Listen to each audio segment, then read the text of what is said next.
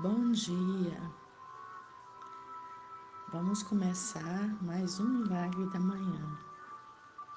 Sente-se confortavelmente. Feche os olhos. Respire profunda e lentamente.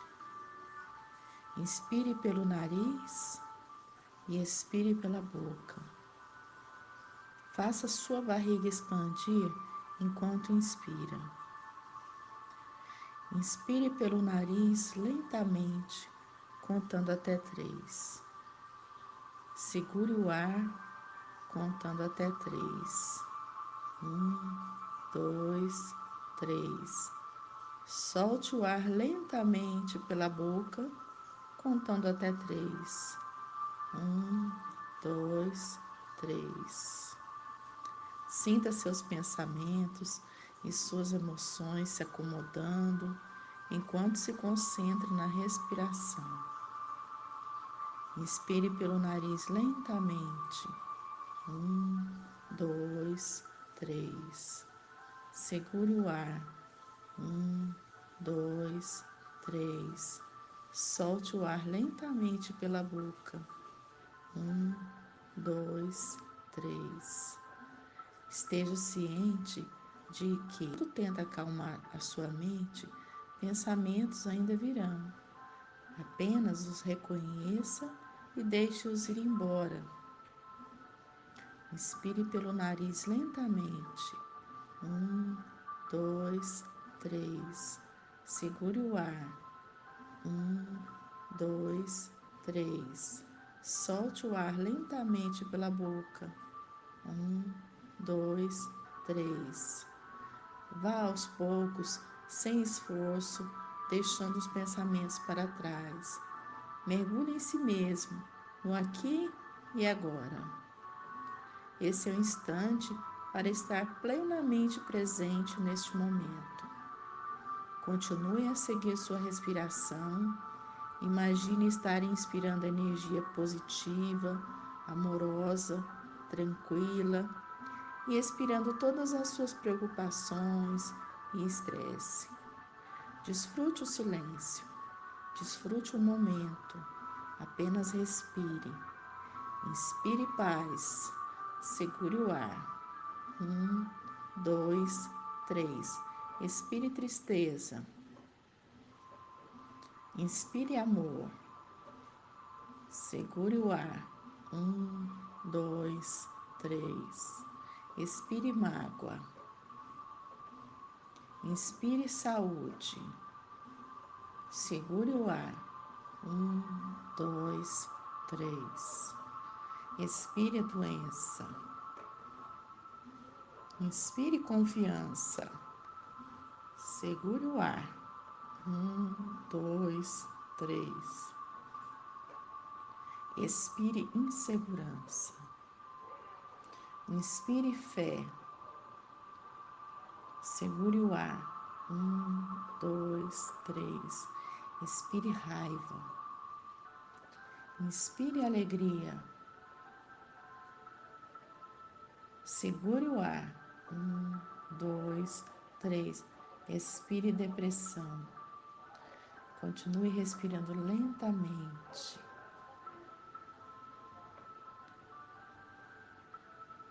Puxe o ar pelo nariz. 2, 3. Segure o ar. 2, 3. Expire o ar pela boca. 2, 3. Agora, bem devagar, comece a mexer as pontas dos dedos das mãos. Comece a mexer os dedos dos pés. Comece a escutar os sons em volta de você. E vamos partir para a nossa próxima etapa. Você vai continuar com os olhos fechados, apenas escutando com bastante atenção. Nós vamos começar a nossa próxima etapa, são as afirmações positivas. Vamos lá? Afirmações positivas para expressar a criatividade. Eu me liberto de toda resistência à plena expressão da minha criatividade. Estou sempre em contato com a minha fonte criativa. Crio com facilidade quando deixo os meus pensamentos jorrarem da fonte de amor que é o meu coração. Faço algo novo, ou pelo menos diferente, todos os dias. É sempre tempo de expressar a minha criatividade em qualquer área que eu escolher. A minha família me apoia totalmente na realização dos meus sonhos. Todos os criativos me dão muita alegria. A inteligência, a coragem e a autovalorização estão sempre presentes. Sou a força criativa em meu mundo. Crio somente experiências alegres em minha vida. Meus pensamentos fluem livre e facilmente. Movimento-me através das ideias com facilidade. Meu pensamento é calmo, pacífico e centrado. A mente conhece sua verdadeira identidade e é um ponto criativo da divina autoexpressão. Sou equilibrada no meu fluxo criativo. Sou cercada e habitada pela paz. Sei que sou capaz de criar milagres na minha vida. Sinto-me bem ao me expressar das mais variadas formas criativas. Sou um ser único, especial, criativo e maravilhoso. Canalizo os meus talentos criativos para qualquer coisa que me dê prazer. A chave para a criatividade é saber que o meu pensamento cria as minhas experiências. Uso esta chave em todas as áreas da minha vida. Penso com clareza e me expresso com facilidade. Estou aprendendo a ser mais criativa a cada dia que passa. Estou descobrindo talentos que não sabia ter. O meu trabalho me permite expressar meus talentos e habilidade. Eu gosto de usá-los. O meu potencial é ilimitado. A minha criatividade inata me surpreende e encanta. Estou em segurança e me realizo em tudo o que faço. Os meus talentos são solicitados e os meus dons especiais são valorizados por todos os que me rodeiam. A vida nunca está imobilizada, pois cada momento é sempre novo e original. O meu coração é o centro da minha força. Sigo o meu coração. Sou uma expressão alegre e criativa da vida. As ideias me ocorrem facilmente e sem nenhum esforço.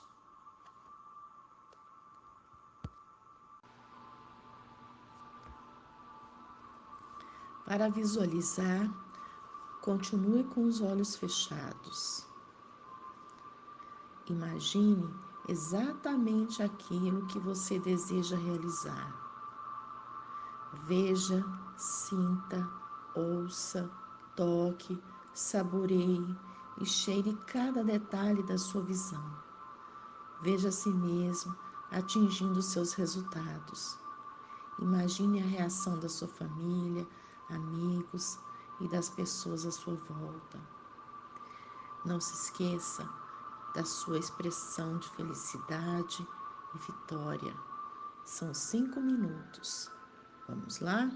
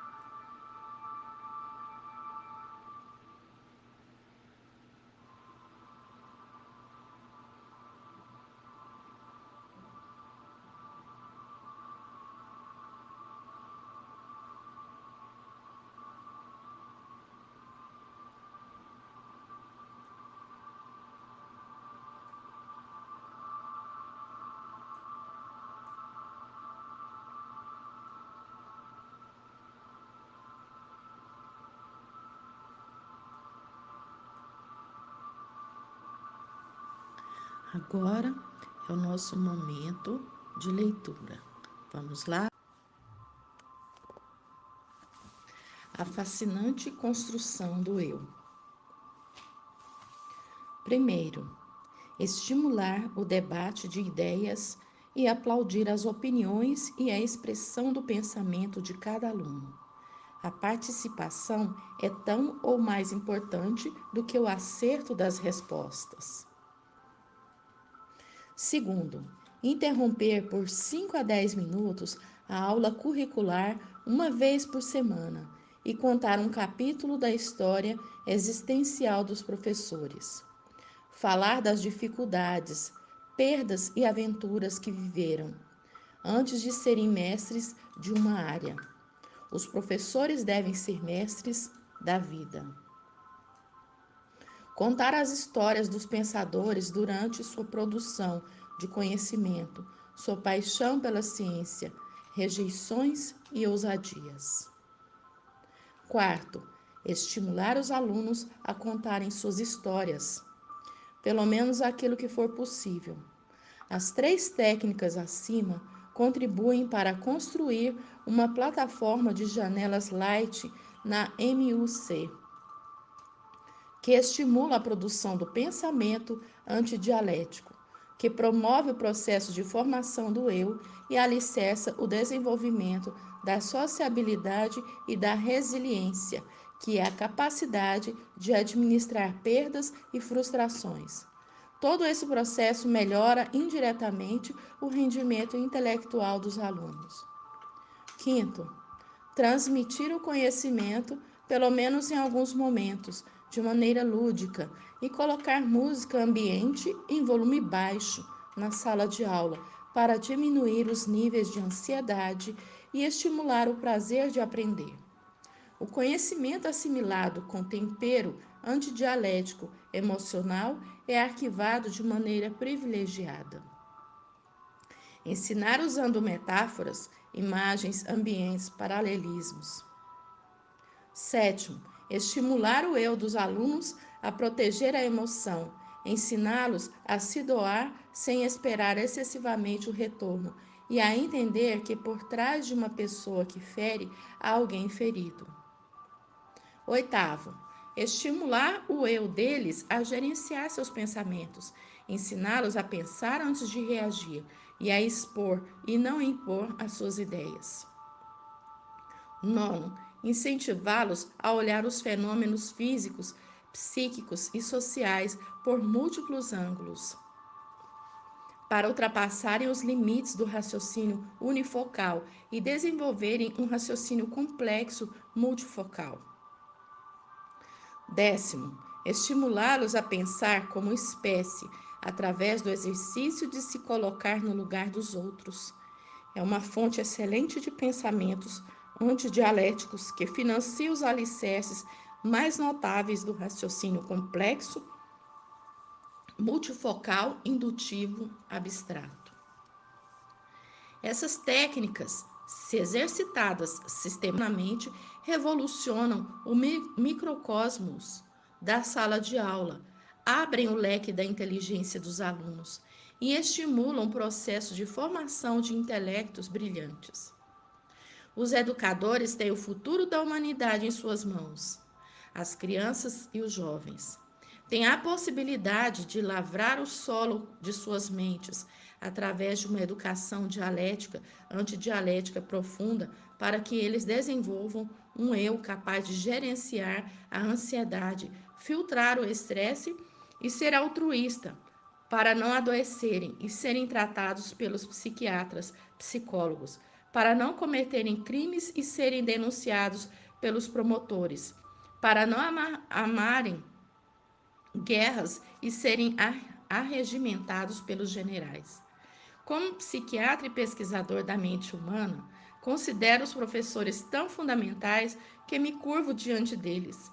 Não é exagero dizer que sem a educação e sem os educadores, nossos oceanos emocionais não teriam porto, nossas primaveras sociais não teriam flores e nossas aeronaves mentais não teriam plano de voo.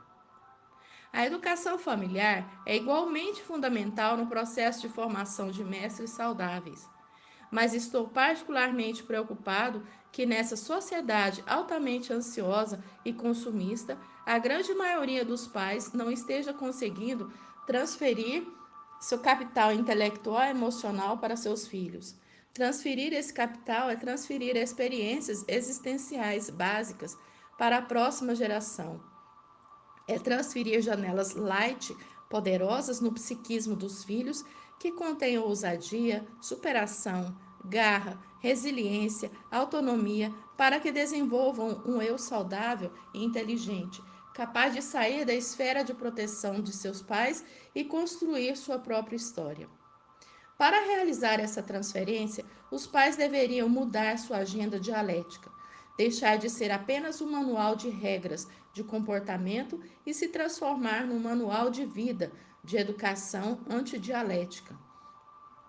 Deveriam cruzar seus mundos, falar das suas lágrimas para seus filhos, aprenderem a chorar as deles. Deveriam abrir os textos da sua existência e falar das suas perdas, angústias e dificuldades para seus filhos entenderem que drama e comédia, sucesso e fracasso fazem parte da historicidade de cada ser humano. Pais que conseguem transferir apenas sua herança e seu sucesso social e não seu capital intelectual e emocional têm grandes chances de gerar filhos com um eu imaturo, inseguro, destituído de ousadia e flexibilidade, que se tornarão dissipadores do seu sucesso e torradores da sua herança. O capital financeiro e o sucesso não têm grande durabilidade, mas o capital das ideias se renova ao longo da existência, cria raízes diante das tempestades e sobrevive a elas.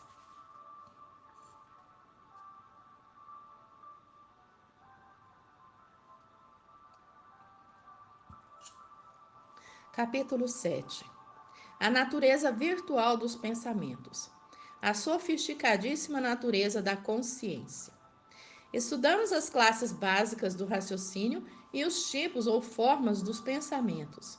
Agora estudaremos o mais complexo dos mecanismos de construção do eu, a indecifrável natureza dos pensamentos e, consequentemente, da consciência existencial. A natureza dos pensamentos interfere muitíssimo no progresso, alcance, qualidade, maturidade, eficácia do eu. Qual a distância entre um pensamento dialético e antidialético e um objeto pensado? Entre, por exemplo, o que um pai pensa de um filho, o que este realmente é. Fisicamente, a distância entre eles pode ser de alguns metros, mas em relação à natureza dos pensamentos, ela é infinita, intransponível. Qual a distância que separa a mente de um psicólogo clínico da de um paciente depressivo? Suas poltronas podem ser separadas por um curto espaço, mas as duas mentes vivem em dois mundos completamente distintos. Os seres humanos vivem em universos paralelos por causa da natureza virtual da consciência existencial. Parece que entendemos as ideias, emoções, sonhos, pesadelos dos outros, mas o fazemos a partir de nós mesmos, pois vivemos em mundos mais distantes do que imaginamos. Pais e filhos, professores e alunos, executivos e funcionários, psicólogos e pacientes vivem numa solidão muito maior do que acreditam ou sentem. Mas não me refiro à solidão social, à solidão do abandono físico ou do autoabandono, mas sim à solidão gerada pela natureza virtual dos dois tipos de pensamentos conscientes, o dialético e o antidialético. Chocante, mas poético, espantoso, mas necessário. Estamos próximos, mas infinitamente distantes das pessoas. A virtualidade dos pensamentos pode nos abalar, mas sem ela jamais seríamos uma espécie pensante. Não desenvolveríamos uma consciência existencial tempo-espacial. Nunca resgataríamos o passado e menos ainda pensaríamos no futuro. Somente na espera da virtualidade, os pensamentos conscientes se libertam da realidade concreta e partem para as raias da imaginação. Construímos nos sonhos ricos ambientes e personagens. Isso só é possível devido à natureza virtual e plástica dos pensamentos conscientes. O passado é irretornável e o futuro é irreal. Mas resgatamos o passado e nos alegramos ou nos culpamos com esse resgate. E construímos fatos futuros e somos estimulados ou amedrontados com essa construção. E novamente, essa habilidade só é possível pela fluidez indescritível da consciência virtual. Se você fizer uma viagem e se afastar dos seus filhos e amigos, poderá recordar-se dele em seu psiquismo, lembrar-se de fatos e circunstâncias que viveram juntos. Se o pensamento tivesse a necessidade virtual de incorporar a realidade do objeto no ato de pensar, não seria possível imaginá-los, porque seria possível tê-los substancialmente na mente. A consciência virtual libertou o psiquismo humano para ter virtualmente as pessoas, se relacionar, conversar, recordar decepções e alegrias. Se não houvesse essa liberdade criativa e essa plasticidade construtiva na esfera da virtualidade, não nos recordaríamos das pessoas que amamos, não sentiríamos saudade quando elas partissem, não viveríamos o aperto da solidão, nem choraríamos. As lágrimas, sentimento de perda, mágoas, raiva, alegrias e amor ocorrem porque há fascinantes diretores de cinema no estúdio de nossas mentes. O eu como diretor principal e o fenômeno do alto fluxo como diretor coadjuvante. Eles leem as inúmeras janelas da memória e na esfera da imaginação criam dramas, romances e comédias fascinantes, ainda que em alguns casos perturbadores. A esfera da virtualidade emancipou o psiquismo humano para pensar, criar, construir, mas também o aprisionou. A liberdade criativa e a plasticidade construtiva virtual trouxeram alforria para o imaginário humano, mas o colocaram numa grande armadilha. Como não temos a realidade do objeto pensado, podemos fazer diagnósticos completamente errados sobre eles. Como temos visto, podemos diminuir e minimizar ou até aumentar e maximizar o valor das pessoas. Podemos fazer análises, observações, julgamentos distorcidos. A esfera da virtualidade liberta o eu, mas paralelamente exige que ele pense com maturidade para prevenir atrocidades. O pensamento consciente, embora nunca atinja a realidade essencial do objeto pensado, pode se aproximar dele se, como vimos, o eu desenvolver múltiplas habilidades, como raciocinar multifocalmente, expandir o pensamento indutivo, abstrato, refinar o pensamento antidialético, aprender a pensar antes de reagir. Um psiquiatra psicólogo jamais tocará ou incorporará a essência intrínseca dos ataques de pânico de um paciente. A dor, ansiedade e angústia desse paciente não se transferem pelo ar, não se comunicam pela sonoridade, nem se transportam pelo pensamento dialético, antidialético. O que se transfere é um sistema de códigos que tenta definir, conceituar e caracterizar o ataque de pânico, seus sintomas e as causas que financiam seu pavor diante da expectativa da morte, mas nunca sua realidade intrínseca. Ambos, terapeuta e paciente, estão em mundos paralelos, que se comunicam virtualmente, mas nunca essencialmente.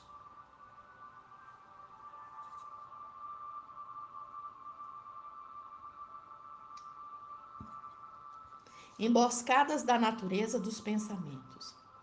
Pensar parece tão espontâneo que é muito mais complexo do que imaginamos. Os pais e professores conhecem seus filhos e alunos a partir de si mesmos e não a partir da realidade psíquica deles. Aqui há dois grandes problemas. Além da distância intransponível gerada pela sua natureza virtual, a sua construção do conhecimento dialético-antidialético está sujeita a inúmeras distorções, o que expande esse distanciamento. O processo de elaboração dos pensamentos está invariavelmente contaminado pelo nosso estado de estresse, ambiente social, emoções, motivações, cultura. A verdade, portanto, é inalcançável pelo mundo dos pensamentos. Educadores que conhecem minimamente as armadilhas do ato de pensar julgarão menos e compreenderão mais, serão mais ávidos em abraçar e mais lentos para rejeitar. Investirão não apenas nos alunos que tiram as melhores notas, mas também nos que têm péssimo desempenho. Saberão colocar limites para formar mentes livres e não servos para obedecer ordens. Por que há tantas pessoas radicais nas sociedades modernas? Porque o eu delas foi construído e, como tal, usa o ato de pensar com atributos que o pensamento jamais teve. O pensamento consciente é virtual, jamais incorpora a verdade essencial.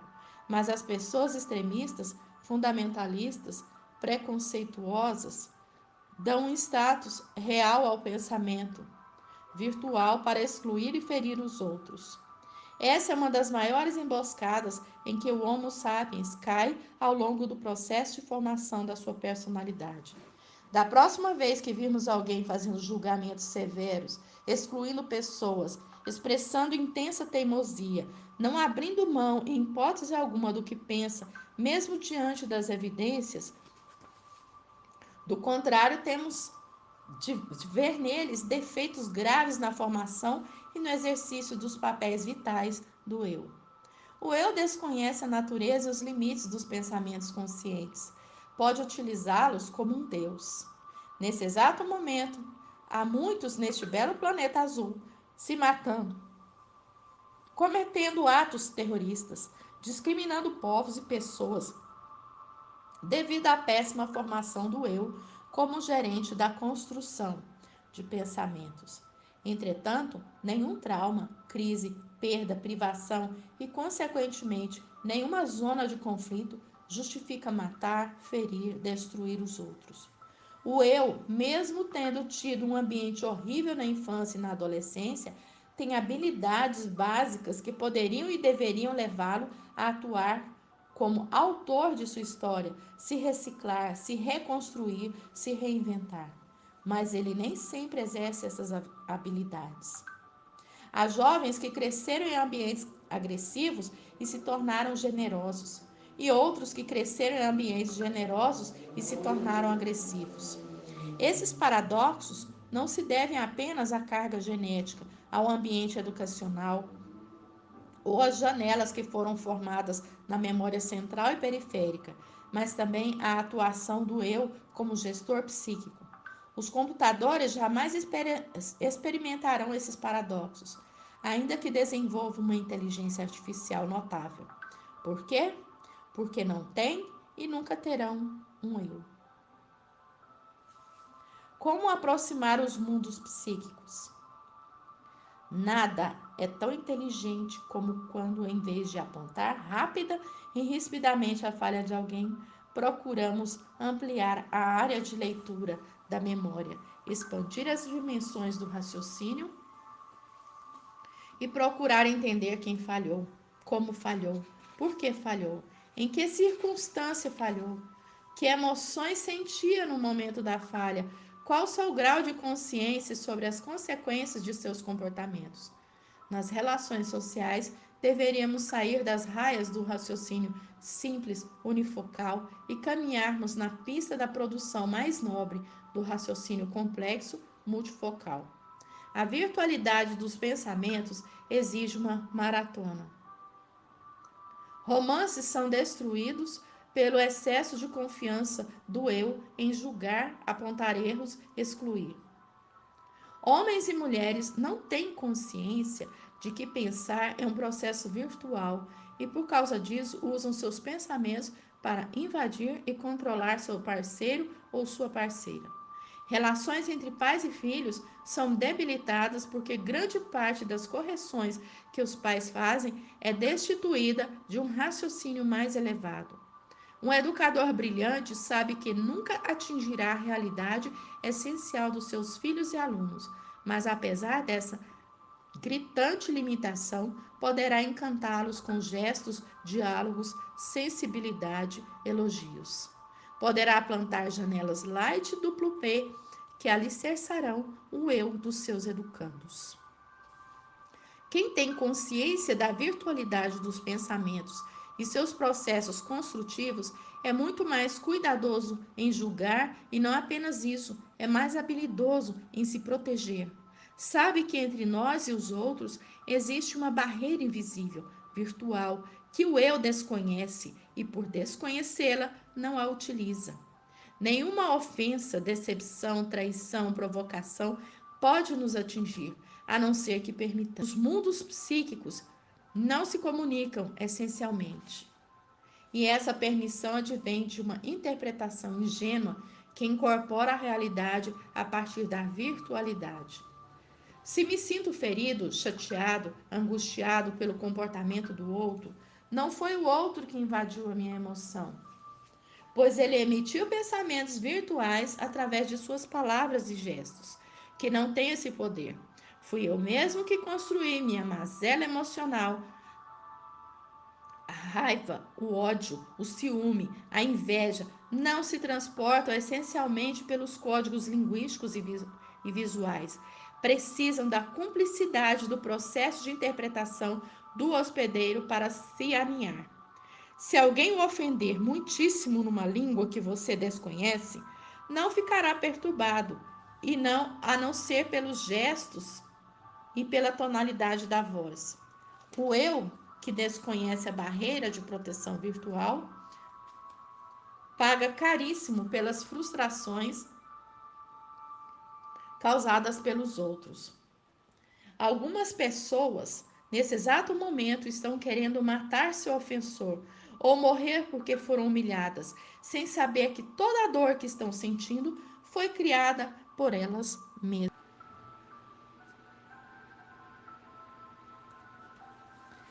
Agora é o nosso momento de escrever. Nessa etapa, você pode escrever sobre seus sonhos, planos, família, ideias, descobertas, realizações, sucessos, lições aprendidas, os resultados que você se compromete a criar para hoje.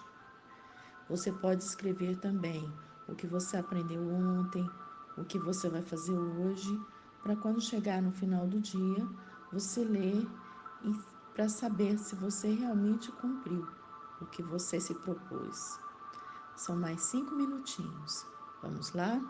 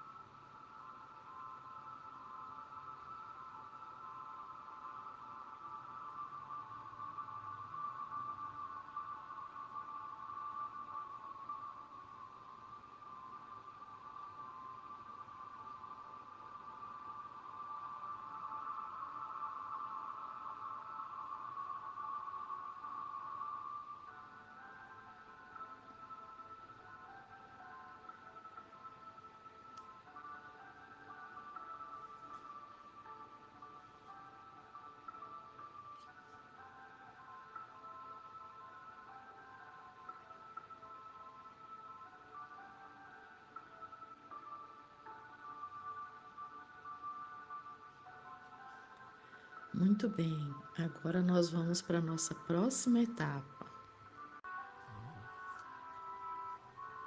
Agora é o nosso momento da atividade física aeróbica. Nessa última etapa, é preciso acelerar a frequência cardíaca. Pode ser com polichinelos, flexões abdominais ou dança. Vamos lá? São 20 minutinhos. Então, vamos movimentar? Até amanhã!